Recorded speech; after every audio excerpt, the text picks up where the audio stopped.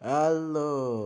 Teman-teman, kami dari kelompok 14 podcast hari ini akan membahas tentang peran remaja dalam berinovasi atau berorganisasi. Perkenalkan, nama saya Desa Simponi Pawana dari kelas 12 IPA 2 absen 9. Perkenalkan, nama saya Vito Damaradi dari kelas 12 MIPA 1, absen 31.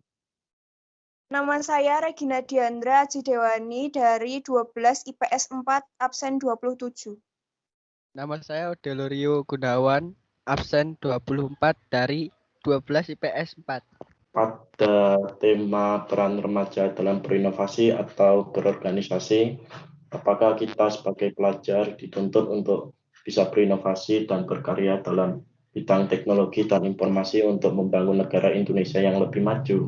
Perlu dong, apalagi dari perkembangan zaman kita bisa lihat perbandingan gerakan pelajar di masa Orde Lama. Apa itu gerakan pelajar di masa Orde Lama? Gerakan pelajar di Orde Lama yaitu di mana Orde Lama melakukan aksinya dengan kekerasan agar aspirasinya dapat didengar oleh pemerintah. Jika Orde Baru, aspirasi pelajar mampu didengar lewat teknologi, misalnya lewat internet, sosial media, dan lain-lain. Apakah ada dampak yang timbul jika Orde Baru aspirasi pelajar mampu didengar lewat teknologi, misal lewat internet, sosmed, dan lain-lain? Ada, karena saat ini ada hukumnya.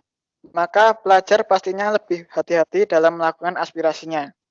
Dampak keikutsertaan pelajar dalam membangun karakter dan pola pikir yang inovatif, anak bangsa yang lebih maju, yaitu orang muda di Indonesia saling bersatu untuk mewujudkan mimpinya demi akhlak yang baik untuk bangsa. Jadi, harapan kita sebagai pelajar dalam kaitan teknologi sekarang ini. Nah, sebagai pelajar dalam kaitan teknologi sekarang, diharapkan remaja bisa mengembangkan dan menciptakan inovasi yang baru dalam bidang teknologi agar bisa bersaing dengan negara lain dan tetap mengikuti perkembangan zaman. Nah, kebetulan aku ada artikel mengenai peran remaja dalam berinovasi atau berorganisasi melalui judul Generasi Remaja Milenial.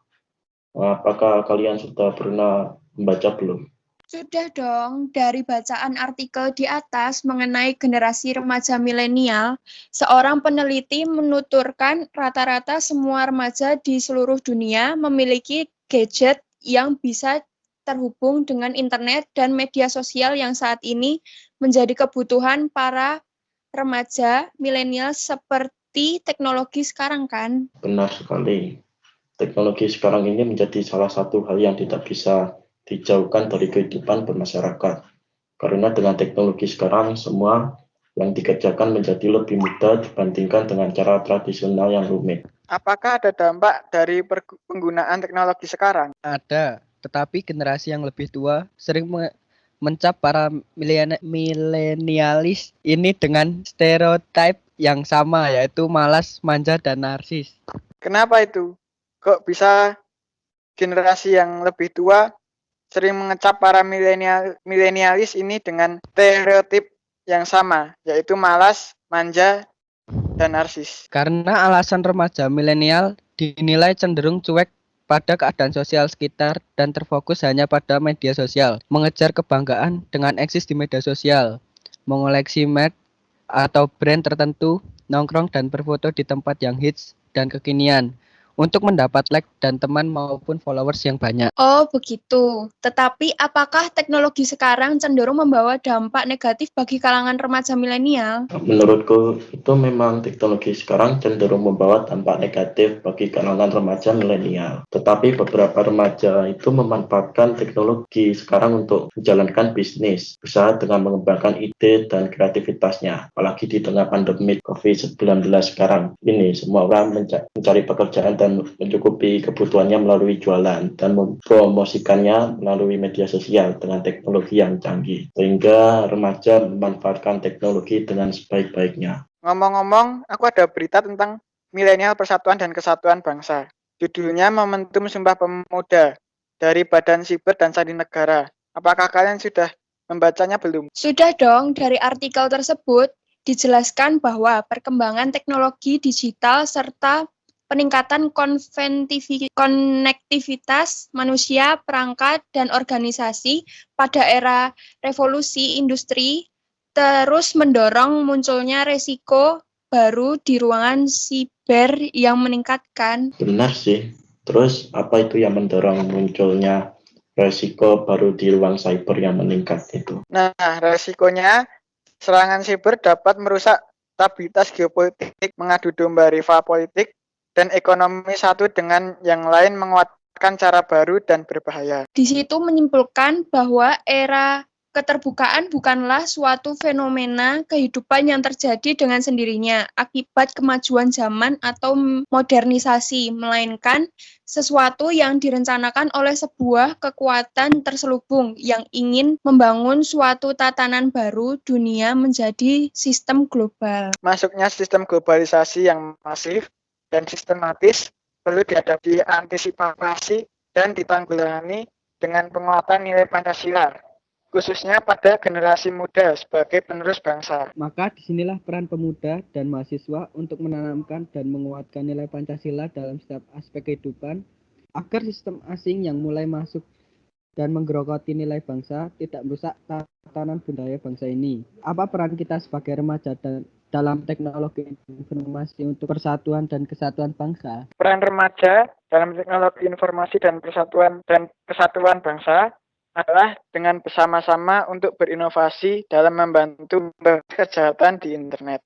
Salah satunya, contohnya adalah dengan tidak mudah terpancing berita hoax yang menyebabkan perpecahan bangsa. Dalam peran atau berorganisasi, kita membahas tentang peran remaja dan umat Katolik dalam membangun bangsa Indonesia. Apa Dalam peran ini, remaja termasuk peran yang sangat aktif dan kreatif yang didasarkan pada ketahanan kualitas moral dan ideologi yang baik. Apa kaitannya peran kita sebagai remaja itu didasarkan kepada kualitas moral dan ideologi yang baik? Peran remaja yang memiliki ketahanan kepribadian yang mampu bersaing dan memiliki kesetiaan pada gereja pun yang sangat dibutuhkan, yaitu persatuan dan kesatuan bangsa Indonesia kan? Iya, dalam persatuan dan kesatuan bangsa Indonesia, umat gereja dan para remaja gereja pun turut serta turun tangan dalam upaya pemecahan masalah kemiskinan, membantu orang-orang yang terkena krisis pangan, umat yang terkena bencana alam, bekerja keras meningkatkan sumber daya manusia, menciptakan lapangan pekerjaan dan pariwisata. Nah, di sini aku ada cerita. Anggap aja seorang remaja berinisial C membuat usaha jualan seperti sosis dan lainnya itu, dengan tujuannya mencukupi kebutuhan dan menambah uang jajan. Menurutku itu bagus sekali sih. Apalagi uang jajan bisa membuat untuk membeli paket dan kuota internet agar bisa mengikuti kelas online di rumah. Benar juga tuh, apalagi di masa pandemi COVID-19, terutama selama PJJ, jumlah pengeluaran kuota internet sangat banyak. Terutama uang jajan sekolah tidak dikasih orang tua di saat pandemi ini, karena hampir 1 tahun kita tidak sekolah tatap muka. Benar juga sih. Terus cerita selanjutnya apa nih? Bikin aku penasaran. Anggap aja ceritanya itu dia mencari cara agar dagangannya laku itu jualannya diangkit yang ada di Surakarta pada saat kegiatan pasar malam dari jam 6 sampai jam 8 malam. Ya, meskipun batas untuk berdagang hanya sampai jam 8 malam, karena aturan PSBB itu kan dia tetap berjualan. Dari rumahnya dia pergi ke pasar untuk membeli bahan yang digunakan dengan jarak yang ditempuh itu 12 cm. Kemudian pergi ke toko kelontong dengan jarak yang ditempuh itu 12 cm. Dan terakhir menuju ke Alkit. Maka jarak yang ditempuh dari titik A dari rumah sampai ke Alkit itu. Kalau perhitungan jarak dari titik A ke G, caranya bagaimana? Anggap aja dari titik A ke G itu masing-masing dari kubus itu kan kita buat segitiga, masing-masing jarak yang ditempuh itu kan 12. Kita mencari dahulu titik AC dengan rumus Pitagoras. Jadi menjadi hasilnya 12 akar 2 cm. Kemudian kita menentukan titik AG menjadi 12 × 3 cm. Maka total keseluruhannya jarak yang ditempuh itu adalah 48,8 cm. Penggunaan internet saat ini di tengah pandemi COVID-19 membuat banyak anak muda menyisihkan uang untuk membeli kuota internet melalui usaha jualan makanan. Tidak sedikit juga yang dari mereka yang memanfaatkan teknologi terutama media online sebagai sarana berusaha. Terus apakah mereka melakukan usaha jualan dengan membuat laporan laba rugi? Mereka tidak mau usahanya hanya dilakukan asal-asalan dan juga mereka tidak mau jumlah pengeluaran kuota internet yang digunakan lebih banyak. Sehingga semua prosedur dilakukan melalui laporan, termasuk bagaimana mereka mengontrol perkembangan usaha sekaligus jumlah penggunaan kuota internet yang digunakan mereka melalui pembukaan yang baik. Laporan laba rugi ini di era sekarang juga menjadi sasaran kontrol untuk meminimalkan terjadinya praktek korupsi seperti yang sering terjadi hingga sekarang. Saat ini sudah mulai mengerti dan paham dalam bidang teknologi yang ada sekarang. Teknologi pun maju seiring berjalannya waktu.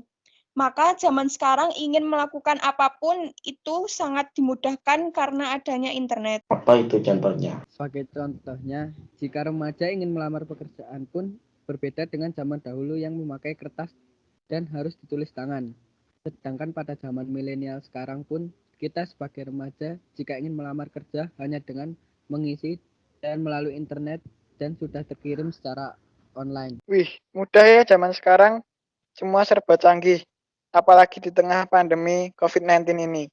Orang-orang pada mulai mencari pekerjaan kemana-mana tanpa harus keluar rumah. Bisa melalui online. Aku ada cerita sedikit nih. Sebuah PT International Culinary membuka pendaftaran pekerjaan sebagai asisten direktur. Seorang wanita yang bernama Nanda Gracia yang merupakan mantan pelayan di rumah makan sederhana, itu merupakan seorang lulusan sarjana dari jurusan bisnis kuliner. Dia ingin mendaftar di perusahaan tersebut karena menurut dia pekerjaan ini sangat cocok dengan pekerjaan yang dia minati selama ini. Although the world is being hit by COVID-19, they still apply for jobs. Sekian dari kelompok kami sampaikan mengenai peran remaja dalam berinovasi atau berorganisasi. Dan apabila dari kelompok kami ada salah kata yang kurang berkenan kepada penonton yang sedang menonton podcast ini, kami memohon maaf sebesar-besarnya. Terima kasih. Sampai jumpa di podcast berikutnya.